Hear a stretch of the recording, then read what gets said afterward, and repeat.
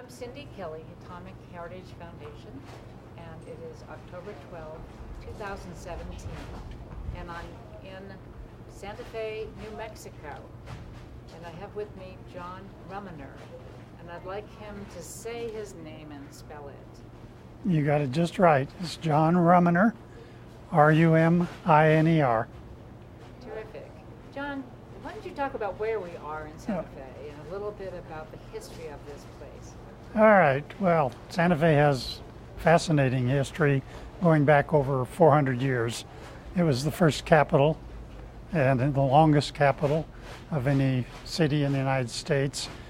It was founded in 1610 when Governor Peralta established Santa Fe as the capital of New Mexico, and it's been occupied by the government and by merchants and whatnot ever since.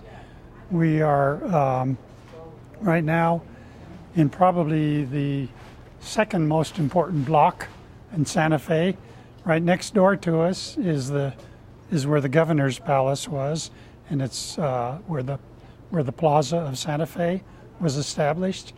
And so this property we're in right now was choice property. It was next to the governor.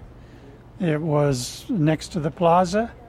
It was right adjacent to the church, and it was surrounded by what's called the Cienega of Santa Fe, which was a marshland with springs and grazing land. So this property in this block, 100 block of East Palace Avenue, was very desirable.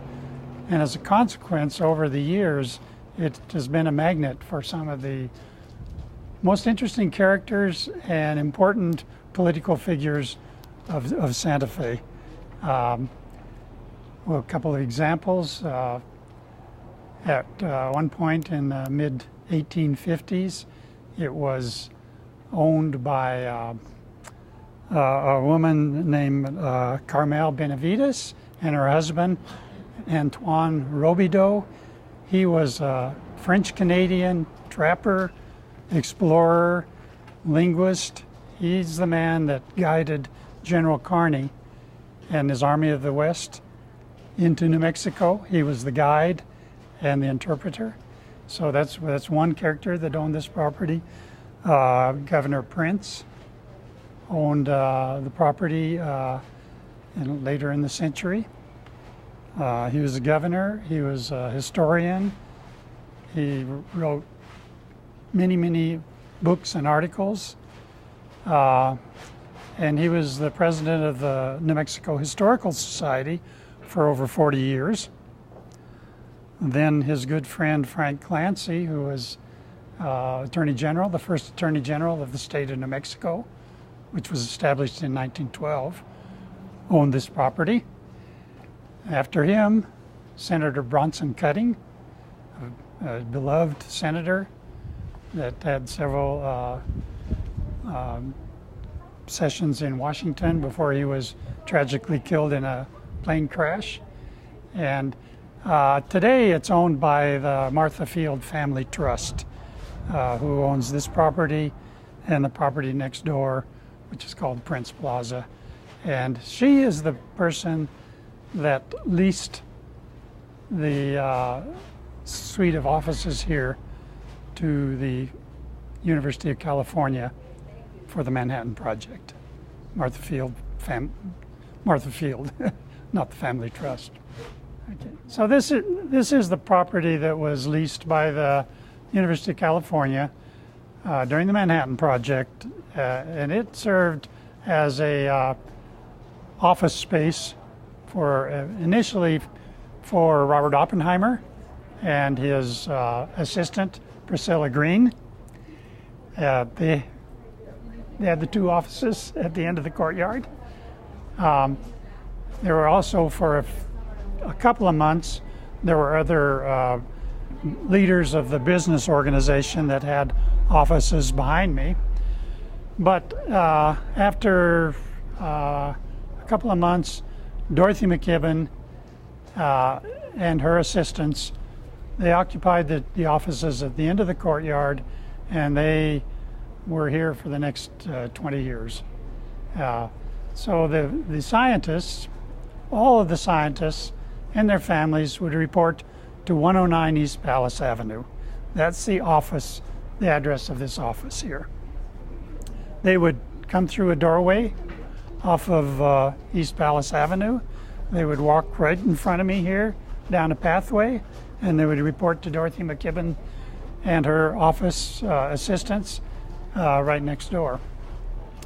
Now, many people believe that the University of California and the Manhattan Project had sole use, because of security reasons, of this whole courtyard and the offices around it.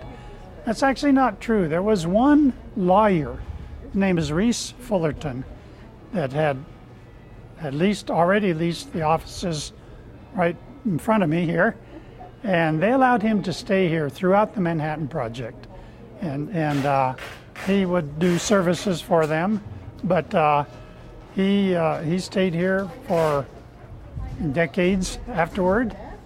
His son, Reese Fullerton Jr., used to play with Dorothy Mckibben's son, Kevin, while they were waiting for their mom and father to get off work, and we hear really interesting stories about that. Dorothy Mckibben, she was hired around the end of March. By early May, Robert Oppenheimer and all of his staff had moved up to the hill, and because their offices were ready up there by then.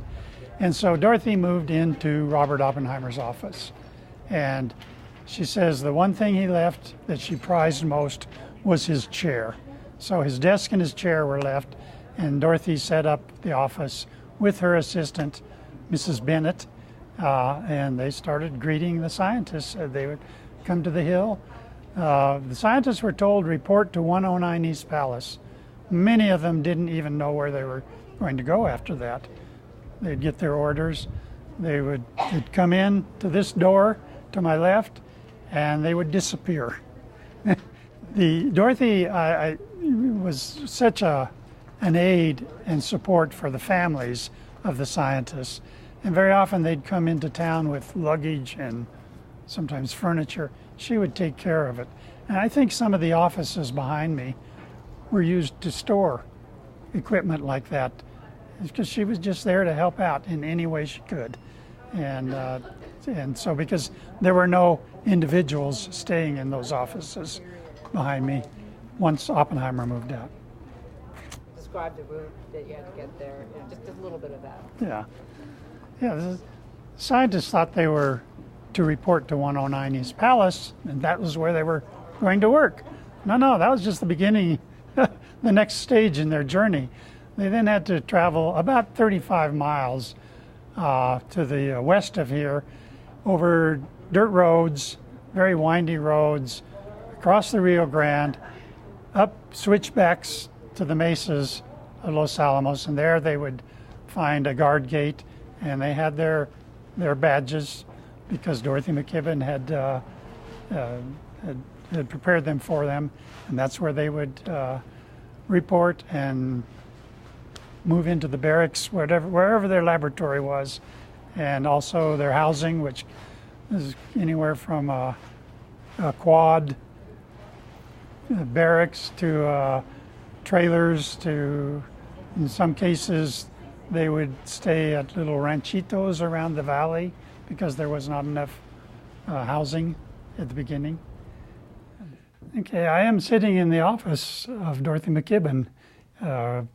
There's some very well-known photographs of Dorothy holding two phones on two ears and with the fireplace in back of me in the photograph. So that's how we positively identified that this was first Robert Oppenheimer's office and then Dorothy Mckibben's office for the duration of her career here, which was about 20 years. Right in front of me are the double French doors where the scientists would come into Dorothy's office, get their past work done, get their marching instructions, and then they would go through the French doors where a taxi would be waiting for them to take them up to the hill. 2 years ago, the Los Alamos Historical Society teamed up with the Historic Santa Fe Foundation to do some research on the age of the buildings on this block. We knew the 400-year history of ownership of the property, and we have a continuous line of ownership identified. But just because the property, we know who owned the property, well, that doesn't tell you who built the buildings or how long the buildings have been here. So we started a project where we're doing what's called Dendrochronology. That's where you take tree rings from the wooden parts of the structure, and you can date the dates that the particular log or beam was first cut. So we spent a whole day here in this little office complex at 109 East Palace. The Shop of the Rainbow Man was very cooperative and allowed us to spend the day here, taking about 30-some cores out of what are called the vigas. These are the beams in the roof of each of the rooms. We took samples from about 6 different rooms. To our surprise, almost all of the trees dated about 1855. That was a surprise to us because we know there was a building here prior to 1855 because we have a map that was built, designed by Jeremy Gilmer, one of General Kearny's officers. General Kearny was of the Army of the West that came through in 1846 to claim this territory as property of the United States of America. So we knew there was a building here already from this map that Gilmer drew up. So we think maybe the whole building was re-roofed at that time, about 10 years later. One other surprise, though, that we took cores from the lintel at the entrance to the courtyard. The lintel is the beam over the entryway, and that dated 1693.